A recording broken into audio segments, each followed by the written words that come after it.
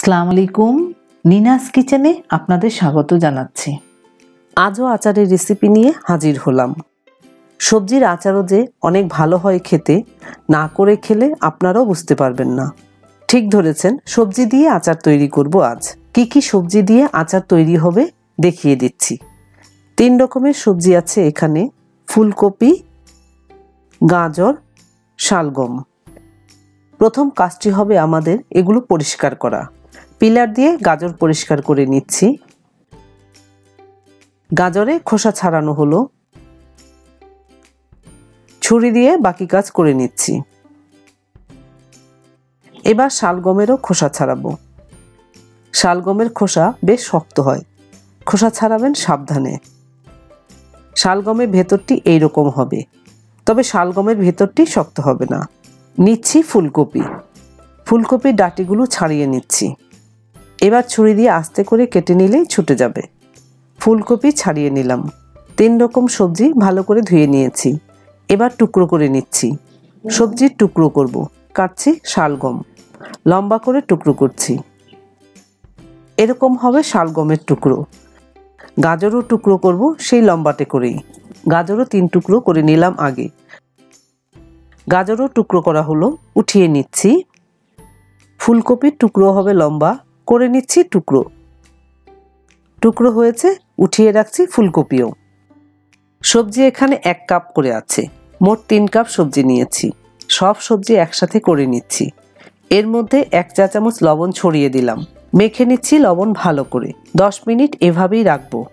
10 মিনিটে সবজি অনেকটাই নরম হয়েছে। এবার এই সবজি একটি ছিদ্রযুক্ত বোলে উঠিয়ে নিচ্ছি। এই বোলটি এইখানে এভাবেই রেখে দিচ্ছি, পানি ঝরে যাবে। এবার আমরা আরেক ধাপে চলে যাই। আচারের মশলা ভেজে নিই। এই পাত্রে দিয়ে দিচ্ছি 2 রকমের 2 টেবিল চামচ সরিষা। এর মধ্যে দিচ্ছি 1 চা চামচ জিরা, 2 চা চামচ মৌরি দিলাম।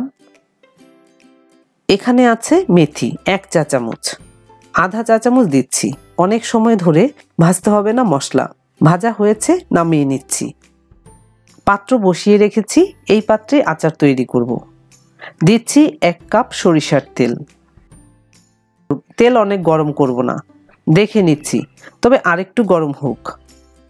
এই তেলে দিব হলো আদা কুচি 1 টেবিল চামচ, রসুন ছেঁচা 2 টেবিল চামচ। আগে রসুন ছেঁচা দিচ্ছি, কিছু সময় ভেজে নিচ্ছি। এবার এর মধ্যে দিচ্ছি আদা কুচি। আদা রসুন অল্প করে ভেজে দিচ্ছি রেখে দেওয়া মেথি। আদা রসুন মেথি ভাজার ঘ্রাণ ছড়াচ্ছে। দিচ্ছি সবজি, ঢেলে দিলাম তেলে। বেশ কিছুক্ষণ নেড়ে চেড়ে ভাজতে হবে সবজি, 5 থেকে 7 মিনিটের মতো। এর মধ্যে সবজিতে যেটুকু পানি আছে তা শুকিয়ে যাবে।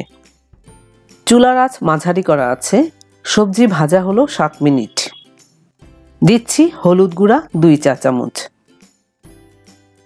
শুকনো মরিচ গুঁড়া 2 চা চামচ, ভেজে রাখা ধনিয়া গুঁড়া 1.5 চা চামচ। চুলার আঁচ কমাচ্ছি। মশলার সাথে মেশাচ্ছি সবজি ভালো করে। আগে সবজিতে লবণ দিয়েছিলাম, এবার লবণ দিচ্ছি এখানে 1 চা চামচ। পরে দেখে দিব লবণ যদি লাগে। লবণও সবজিতে মিশালাম। এই সবজিতে দিব তেঁতুল। এখানে আধা কাপ তেঁতুল আছে, ঢেলে দিলাম সবজিতে। নেড়ে চেড়ে মিশাচ্ছি তেঁতুল।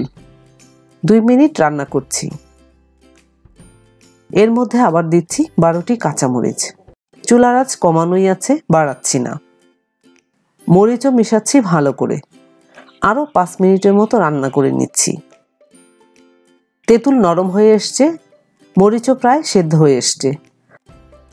সবজিগুলোও সেদ্ধ হয়েছে। আমি আচারের সবজি বেশি সেদ্ধ করে গলিয়ে ফেলবো না। বেশ কিছুক্ষণ আচার রান্না হয়েছে। ভেজে রাখা আচারের মশলা গুঁড়া করে রেখেছিলাম। এই মশলা ছড়িয়ে দিচ্ছি এখানে। অল্প একটু রেখে দিলাম। আচারের মশলা মেশাচ্ছি খুব ভালো করে। ঘ্রাণও বের হচ্ছে সুন্দর। আপনারা চাইলে এই মশলা সাদা সিরকা দিয়ে বেটে নিতে পারেন। লবণ চেখে দেখেছি, লাগবে। তখন দিয়েছিলাম 1 চা চামচ লবণ। এখন আবার আরও 1 চা চামচ লবণ দিলাম। এই লবণ তেঁতুল আর কাঁচামরিচের জন্য। আচার প্রায় হয়ে গিয়েছে। এবার এই বাকি মশলাটুকু দিয়ে দিলাম। ছড়িয়ে দিলাম মশলা, ভালোভাবে নেড়ে মিশিয়ে দিলাম। আমি আচারে চিনি দিচ্ছি না, অনেকে টক আচার পছন্দ করেন না, সেই ক্ষেত্রে আপনারা আধা কাপ চিনি বা গুড় আচারে দিয়ে মিশিয়ে নেবেন। আরও 2 মিনিট এই আচার অল্প আঁচে রেখে নামিয়ে নিচ্ছি। 3 ধরনের সবজিতে আচার তৈরি হলো। পুরোপুরি ঠান্ডা হয়েছে আচার। এখন পরিষ্কার জারে ভরে রাখবো। রোদে দিতে পারলে ভালো, না দিলেও সমস্যা হবে না। তেলে ডোবানো থাকলে অনেকদিন ভালো থাকবে আচার।